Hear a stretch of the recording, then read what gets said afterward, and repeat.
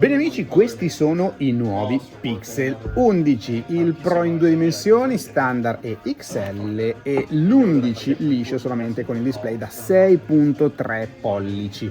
Allora, potrei dire il segno della continuità o la solita minestra, perché diciamocelo, novità veramente pochine. In realtà qua dietro c'è un dettaglio degli 11 solo Pro che un po' mi gasa. Avete presente il LED di notifica? Bene, qua ce n'è un ritorno in versione 4.0 perché questo LED in realtà dietro nasconde tanti piccoli LED RGB a creare un effetto quando si usa Gemini, magari col telefono messo così appoggiato sul tavolo, perché lo possiamo magari consultare anche a distanza, ma soprattutto quando arriva una notifica si può personalizzare il colore in base a chi la manda. E voi direte: wow, finalmente nel 2026 c'è il ritorno a una funzione utile. Vi dico sì, per il resto non ci sono tantissime novità. Vi sto facendo vedere i colori degli 11 Pro.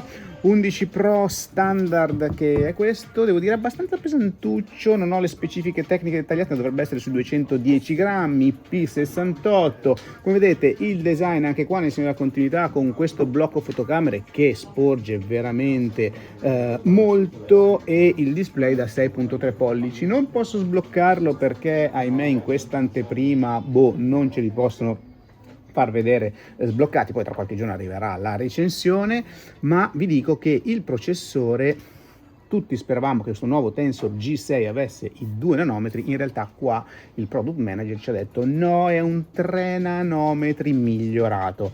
Altra notizia un po' così, si parte da 256 GB di memoria ma 12 di RAM per la versione base, invece sul 512 e sul Tera, che non so ancora se arriverà in Italia, ci saranno i 16 GB di memoria. Per quanto riguarda le fotocamere è strana la periscopica perché è tonda, vedete lì, non è rettangolare, ma abbiamo 50 megapixel la principale con la stabilizzazione ottica, 48 al 120 gradi grandangolare, e anche la 5x è a 48 megapixel. La batteria non ci hanno detto se è carbon silicon, ma in realtà secondo me no, perché il piccolino ha 4850 mAh, ripeto, prendetelo con le pinze perché sono dati ancora non definitivi, perché non c'è andata una vera scheda tecnica, però in rete si dice così. Da questa parte invece 5000 mAh. La carica 45 watt, la carica cablata, serie a 25 con la wireless, ma il dato certo è che in mezz'ora caricheranno del 75% con la carica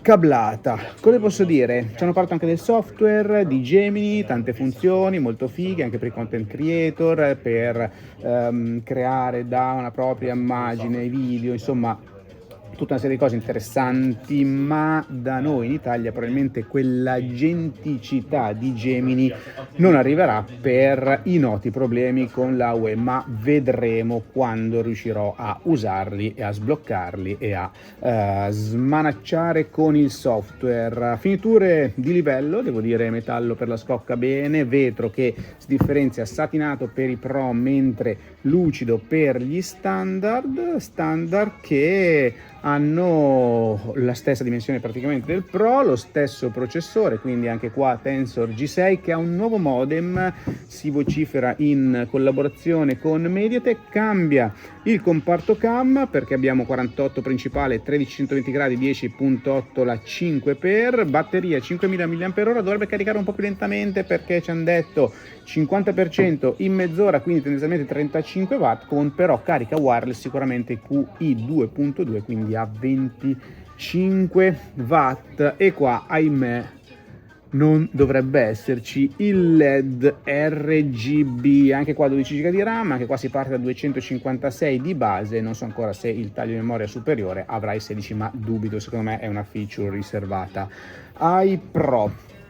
Vi ho detto tutto, anzi no, manca il Watch 5, che devo dire watch face veramente molto belle. Per il resto migliorati i sensori, dovrebbe essere migliorata leggermente la batteria, ovviamente è un Wear, Android Wear, quindi non si andrà oltre i 2-3 giorni di autonomia, ma vedremo anche qua quando li proveremo. E devo dire il design di Watch 5, ma in generale degli orologi di Google, a me è sempre piaciuto veramente tanto. Manca il prezzo, partiamo dall'11 Pro che parte da 1399 euro. Cavolo, pesantuccio, secondo me almeno 230 grammi, però comodo qua il comparto cam dove ci si appende, ovviamente versione 256, l'11 standard 1199 euro, stiamo sotto i 1000 per 1 euro per l'11 standard che viene lanciato a